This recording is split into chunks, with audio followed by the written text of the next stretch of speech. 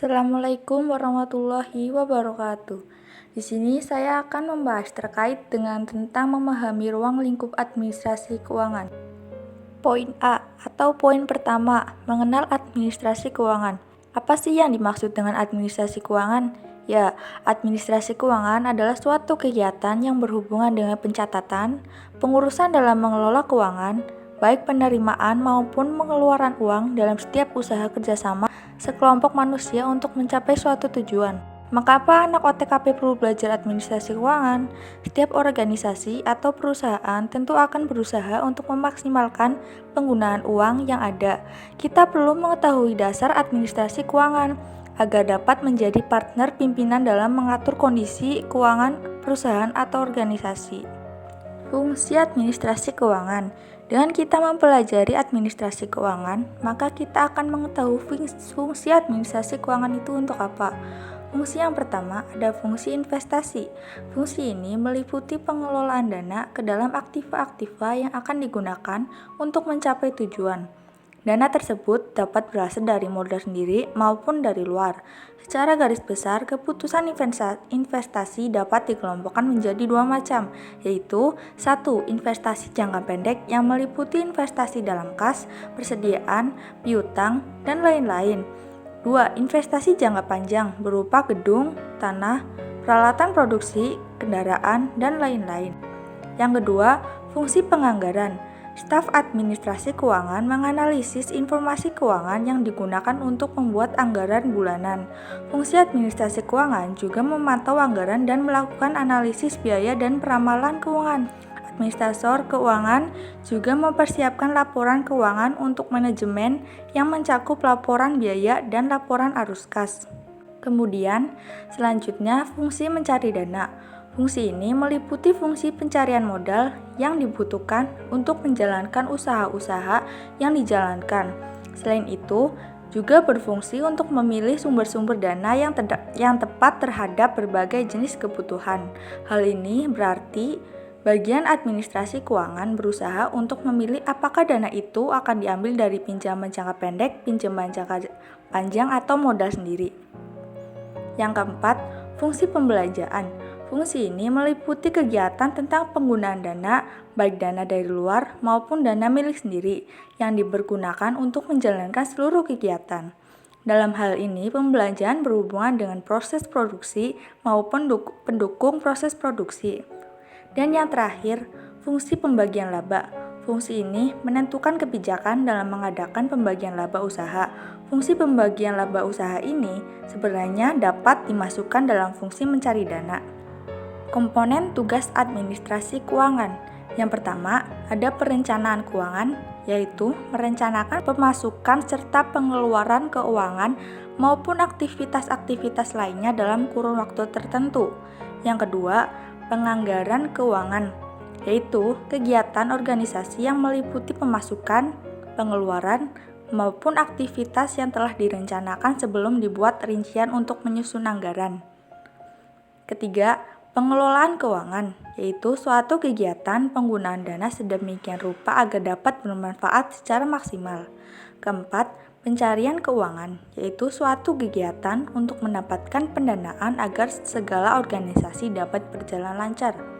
Kelima, penyimpanan keuangan, yaitu suatu kegiatan mengumpulkan dana organisasi kemudian aktivitas menyimpannya dengan aman. Yang keenam, pengendalian keuangan, yaitu suatu kegiatan yang berkaitan dengan penilaian dan perbaikan sistem maupun kinerja keuangan di dalam organisasi. Dan yang terakhir, pemeriksaan keuangan, yaitu suatu kegiatan yang berkaitan dengan pemeriksaan atau terhadap penggunaan keuangan untuk mencegah penyimpangan. Poin B atau poin yang kedua, memahami ruang lingkup administrasi keuangan setelah mengetahui mengenai definisi, fungsi, dan tujuan dari administrasi keuangan. Kita perlu tahu ruang lingkup dari administrasi keuangan agar kita dapat memahami penggunaan administrasi keuangan. Ruang lingkup administrasi keuangan merupakan suatu rangkaian kegiatan dalam pengelolaan keuangan yang meliputi penyusunan, anggaran, penerimaan, pembukuan, dan pertanggungjawaban. Ruang lingkup administrasi tersebut tidak hanya diperuntukkan bagi lingkungan pemerintahan saja, tetapi juga bagi lingkungan swasta yang bertujuan untuk pembangunan. Nah, dalam bidang administrasi keuangan pasti ada permasalahan yang terjadi. Berikut permasalahan yang sering terjadi dalam bidang administrasi keuangan. Masalah yang pertama, ada masalah terbatasnya biaya yang tersedia untuk membiayai usaha-usaha pembangunan. Kedua, masalah peningkatan kepercayaan pegawai terhadap perusahaan khususnya bagi keuangan. Yang ketiga, masalah peningkatan kepercayaan pihak tertentu untuk menjalin kerjasama. Yang keempat, masalah peningkatan kemampuan administrasi para pegawai administrasi. Yang kelima, masalah perimbangan keuangan dan dikaitkan dengan prinsip ekonomi. Dan yang terakhir, masalah sistem keuangan yang tidak sesuai dengan perubahan zaman.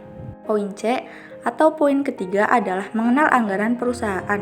Kita telah mengetahui tentang definisi anggaran perusahaan pada materi sebelumnya. Sebelum kita memahami mengenai materi anggaran perusahaan secara terperinci, kita harus tahu apa itu anggaran perusahaan. Anggaran perusahaan merupakan suatu rencana yang disusun secara sistematis, meliputi seluruh kegiatan perusahaan yang dinyatakan dalam satuan keuangan, unit moneter, dan berlaku untuk waktu yang akan datang dalam jangka waktu tertentu. Selanjutnya, marilah kita mengenal tujuan dan fungsi dari anggaran perusahaan. Nomor 1, fungsi dan kegunaan anggaran perusahaan. Yang pertama, ada anggaran sebagai pedoman kerja, yaitu sebagai pedoman dalam memberikan arahan sekaligus memberikan tugas dan target yang harus dicapai oleh karyawan untuk jangka waktu tertentu di masa yang akan datang. Yang kedua, anggaran sebagai alat pengoordinasian kerja, yaitu sebagai alat manajemen yang mampu mengoordinasikan kerja seluruh bagian perusahaan. Dan yang terakhir, anggaran sebagai alat evaluasi kerja. Anggaran merupakan salah satu alat ukur dari kinerja perusahaan. Anggaran juga digunakan sebagai pembanding untuk menilai realisasi kegiatan perusahaan. Sebagai contoh, anggaran digunakan sebagai pembanding tugas dan kewajiban karyawan. Dengan melakukan perbandingan antara anggaran yang dibuat dengan realisasi kinerja perusahaan, maka akan diketahui karyawan telah bekerja dengan baik atau tidak. Selanjutnya, nomor 2, bagian-bagian anggaran. Yang pertama, anggaran penaksiran atau forecasting budget. Anggaran penaksiran merupakan anggaran yang memuat seluruh taksiran kegiatan perusahaan dalam kurun waktu tertentu, baik di masa yang akan datang maupun pada saat periode dengan kondisi keuangan tertentu. Yang kedua, anggaran variabel atau variable budget. Anggaran variabel merupakan anggaran yang memuat tentang tingkat perubahan biaya-biaya tidak langsung atau tingkat variabilitas biaya-biaya tertentu. Dengan kata lain, anggaran variabel merupakan anggaran yang memuat standar biaya yang termasuk dalam kelompok biaya tidak langsung. Yang ketiga, analisis statistika dan matematika pembantu. Analisis statistika dan matematika dilakukan terutama dalam tahap mengelola data dan informasi untuk memperoleh taksiran yang digunakan untuk menyusun anggaran. Selain itu, analisis ini juga digunakan sebagai bahan evaluasi terhadap realisasi penyusunan anggaran. Seluruh analisis dimuat dalam anggaran komprehensif agar ketepatan metode analisis yang digunakan dapat diketahui, diperiksa ulang, dan dinilai. Dan yang terakhir, laporan anggaran merupakan laporan tentang realisasi penggunaan anggaran.